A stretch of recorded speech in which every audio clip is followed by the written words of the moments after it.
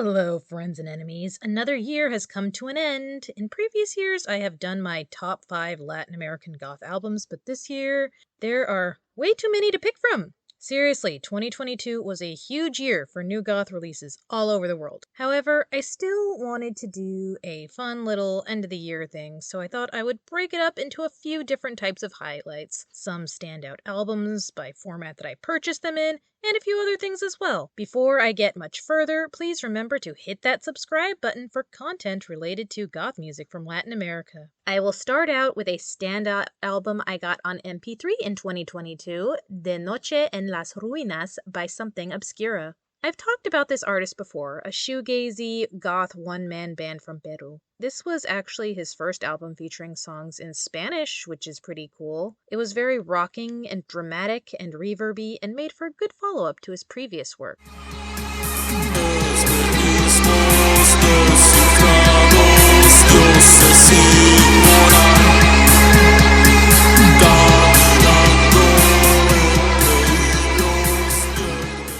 A standout album from 2022 that I got on CD was self-titled release by Anum Preto. Side note here, Anum Preto also released a self-titled album in 2020, which was also very entertaining, but that was that one, and this is this one. This is another one-man band, but this is from Brazil. The sound is peppy, but also downbeat post-punk, described as inspired by post-punk, new wave, and northeast Brazilian folk music. Most of the songs whose lyrics are said to confront urban realities are in Portuguese, which I know some of you will appreciate because there is a definite dearth of Lusophone Brazilian bands on this channel. There is an exception with one song being in Russian, which makes sense because the man behind the band, Ersin Moreira, has mentioned being heavily inspired by Soviet synthpop and modern Eastern European darkwave bands as well. Cheias de consequências, cheias de ilusões.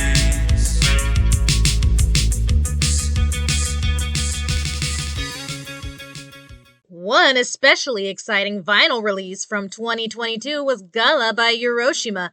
I know it technically came out originally back in the 1980s, but it was re-released last year, and on my birthday at that. This was probably the most exciting release overall this year. I already did a whole video on this album, but to summarize, it was a very cool second wave goth music from back in the day, and I'm pleased that this re-release has reintroduced this music to a modern audience.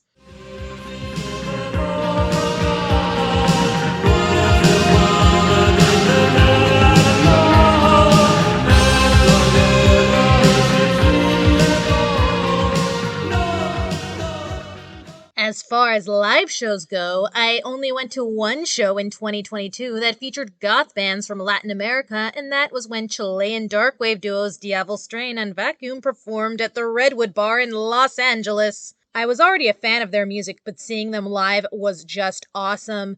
They're so high energy and into their performances and really nice people. Their fans were all very into it, which was also nice. Also, the Redwood Bar is just the coolest location aesthetically. If you're in the LA area and over 21, I highly recommend going just to look at the cool pirate decorations.